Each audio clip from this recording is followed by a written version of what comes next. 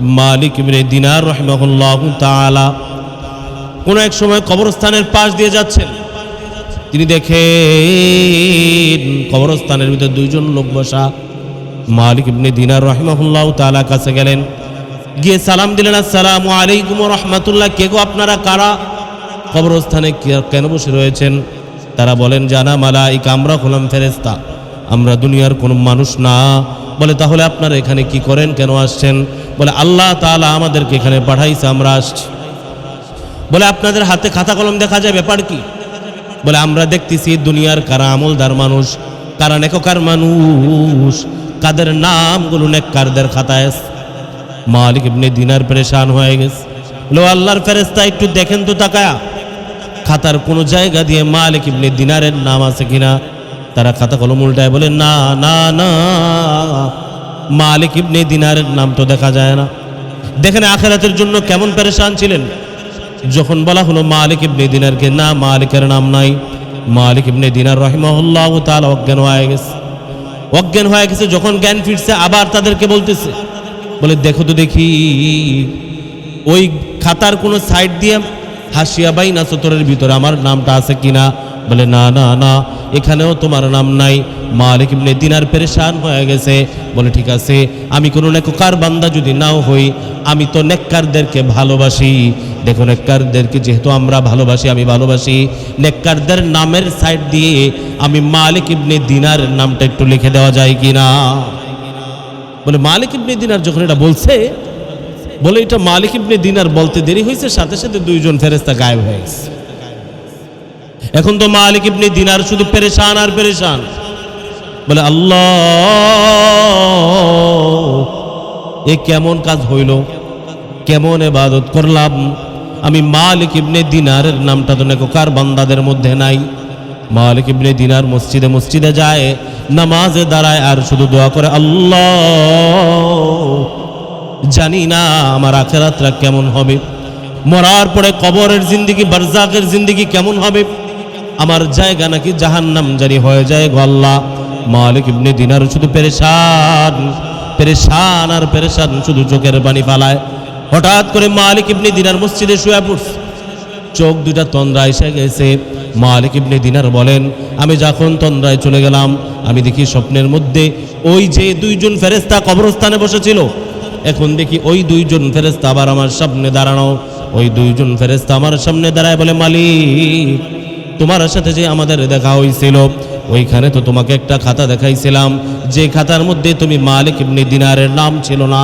বলে, না না, ছিল না, কিন্তু আমরা যখন আসমানে আসলাম, আসমানে আসার পর মালিকের কাছে একটা খাতা দেখলাম, যেই খাতাটা আমার আল্লাহর কাছে লিপিবদ্ধ ছিল। ওই খাতায় উল্টায় দেখলাম, ওই খাতার মধ্যে সিরিয়ালের প্রথম খাতারে আমার আল্লাহ, তুমি মালিক ইবনে দিনারের নামটা আল্লাহ নেককার বান্দাদের মধ্যে অন্তর্ভুক্ত করে দিয়েছেন। মালিক ইবনে দিনার এবার লাভ দিয়ে উঠছে, বলে, আল্লাহ, এটাই তো চাইছিলাম। কারণ কোনোদিন নামাজ ছাড়ি নাই, রোজা ছাড়ি নাই, সেজদা দেওয়া ছাড়ি নাই। আমি তো চাইছিলাম, আল্লাহ, তুমি যেন আমার নামটা নেককার বান্দাদের ভিতরে লেখা দাও। দেখেন তারা এত বড় আবেদ হওয়ার পরেও তাদের ভিতরে পেরেশান কেমন ছিল। আর আপনার আমার ভিতরে কোনো পেরেশান নাই। কিন্তু দুনিয়ার মুসলমান, একটা কথা সত্য, দুনিয়াতে কেউ থাকে নাই, কেউ থাকতে পারবে না। থাকতে পারবে? কথা বলেন, কারো দ্বারা থাকা সম্ভব? বলে, না না, কেউ থাকে নাই, কেউ থাকতে পারবে না, তুমিও থাকবা না, আমিও থাকবো না। এজন্যই তো আল্লাহ তাআলা বলেন, কুল ইন্নাল মাউতাল্লাযী তাফিরুনা মিনহু ফাইন্নাহু মুলাকীকুম সুম্মা তুরাদ্দুনা ইলা আলিমিল গায়বি ওয়াশ শাহাদা। ওরে দুনিয়ার মানুষ, শোনো শোনো শোনো, নিশ্চয়ই দুনিয়ার মানুষ একদিন আল্লাহর কাছে ফিরে যেতে হবে, আল্লাহর সামনে দাঁড়াইতে হবে। সুম্মা তুরাদ্দুনা ইলা আলিমিল গায়বি ওয়াশ শাহাদা। দৃশ্যমান অদৃশ্যমান যত আমল করেছো, যত আমল, যত বদি, সব কিছু নিয়ে কার কাছে দাঁড়াবো? কথা বলেন, কার কাছে? আল্লাহর কাছে সমস্ত কিছু নিয়ে দাঁড়াইতে হবে। বলে জাররা জাররা জিনিসটিও আল্লাহ দেখবেন। বলে ছোট থেকে ছোট আমলও আল্লাহ ছাড়বেন না, ছোট থেকে ছোট গুনাহও আল্লাহ ছাড়বেন না। কথা ঠিক কিনা বলেন?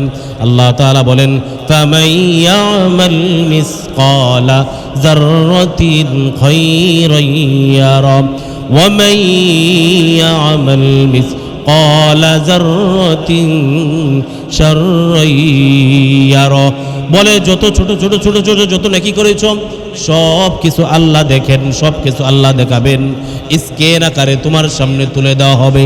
বান্দারে, দুনিয়াতে থাকা অবস্থায় এতগুলো নামাজ পড়ছো, দুনিয়াতে থাকা অবস্থায় এতগুলো রোজা রাখছো, দুনিয়াতে থাকা অবস্থায় এতগুলো টাকা দান করছো, দুনিয়াতে থাকা অবস্থায় মাদ্রাসার পক্ষে ছিলা, দুনিয়াতে থাকা অবস্থায় মসজিদের পক্ষে ছিলা।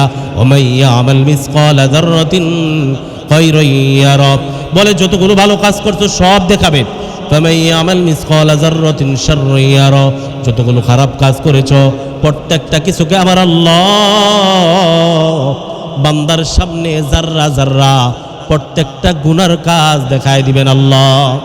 এজন্য আল্লাহর কাছে তো আমাদের দাঁড়াইতেই হবে।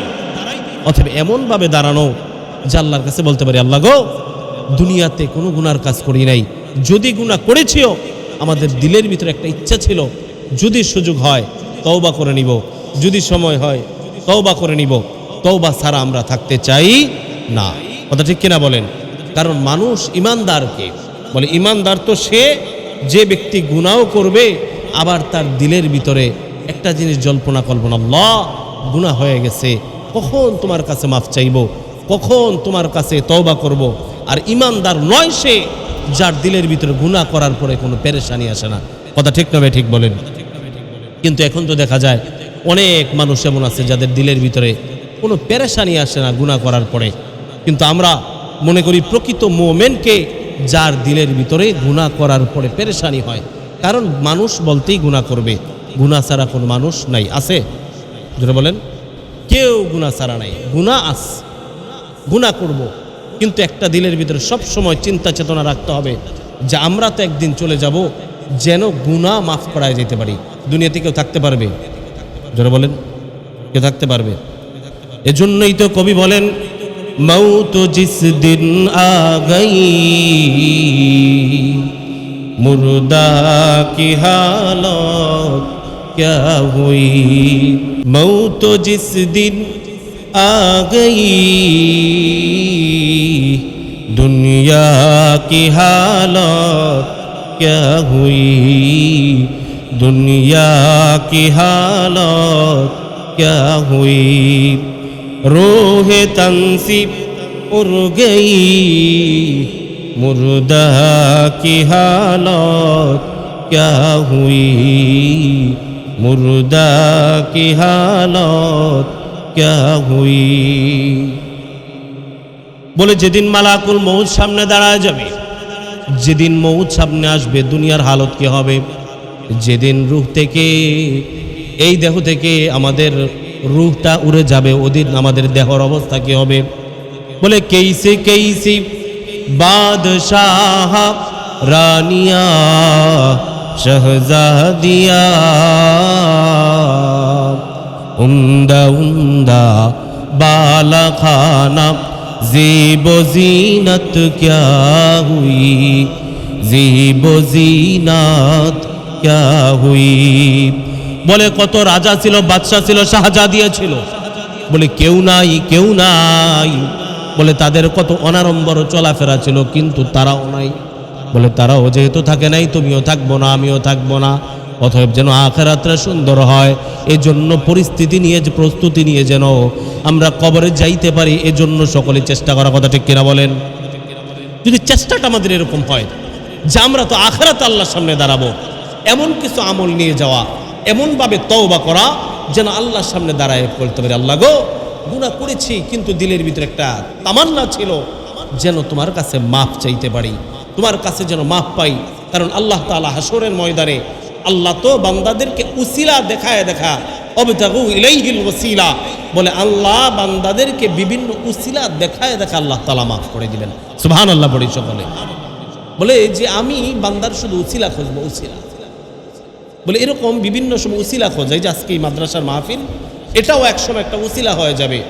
হাশরের ময়দানে অন্য কোনো আমল যদি কবুল না হয়, আল্লাহর সামনে বলা যেতে পারে, আল্লাহ অমুক দিন 30 তারিখে রওজাতুল উলুম কওমি মাদ্রাসার উদ্যোগে যে মাহফিল ছিল, ওইখানে গিয়ে বাদ আল আসর একজন আলেম আলোচনা করেছিল, সেখানে বসেছিলাম। আল্লাহ হয়তো বা বলতে পারে, বান্দা যাও যাও, এর কারণে আমি আল্লাহ তোমাকে মাফ করে দিলাম। এর জন্য বেশি বেশি আল্লাহর কাছে আশা রাখা যে আল্লাহ আমি এই কাজটা করছি, এই উসিলাটা আছে। এখন তো আমাদের উসিলাও নাই, আমরা নেকের কাজ করি না, ভালো কাজের দিকে নাই, মাদ্রাসার দিকে নাই, মসজিদের দিকে নাই। এই যে দেখেন আপনাদের এখানে কত সুন্দর একটা মাদ্রাসা। আজ থেকে 1-2 বছর আগে যখন আসছিলাম তখন এত সুন্দর পরিবেশ দেখে নাই।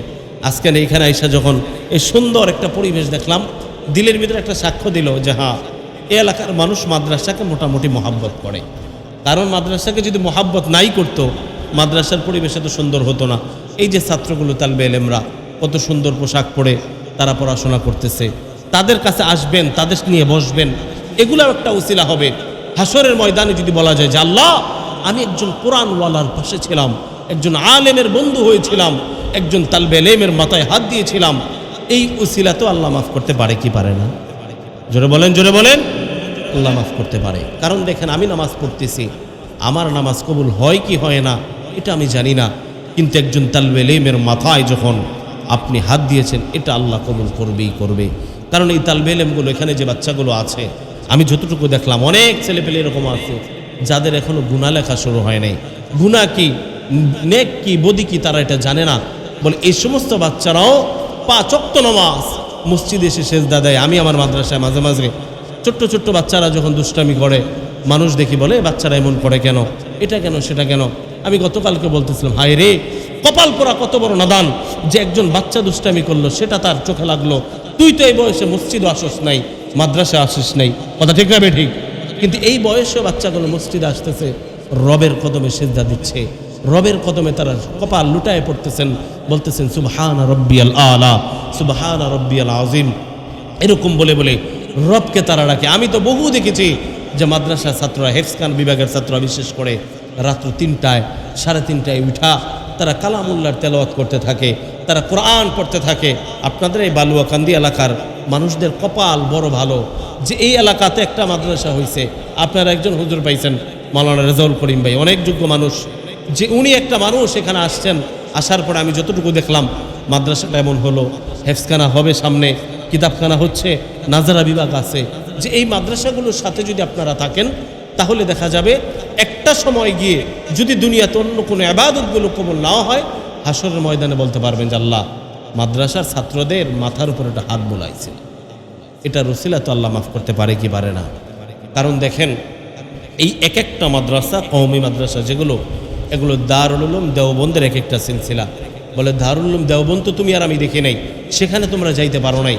বলে তোমরা এই কওমি মাদ্রাসার খেদমত করতে থাকো, দারুল উলুম দেওবন্দের খেদমত করলে যেই নেকি হতো আল্লাহ তাআলা এটার ভিতরে সেই নেকি দান করে দিবেন। কারণ এক একটা কওমি মাদ্রাসা আল্লাহ রাসূল সাল্লাল্লাহু আলাইহি ওয়াসাল্লামের সিলসিলায়ে মুবারাকা থেকে আসছেন। বলে দারুল উলুম দেওবন্দের ইতিহাস যদি বলতে হয়, বলে দারুল উলুম দেওবন্দ কাসেম নানুতুবি রাহিমাহুল্লাহ তাআলা রাত্রে ঘুমাইছে, হঠাৎ করে স্বপ্নে দেখতেছেন যে নবী মুহাম্মদুর রাসূলুল্লাহ সাল্লাল্লাহু আলাইহি ওয়াসাল্লাম আয়েশা লাঠি দিয়ে দাগ দিচ্ছেন।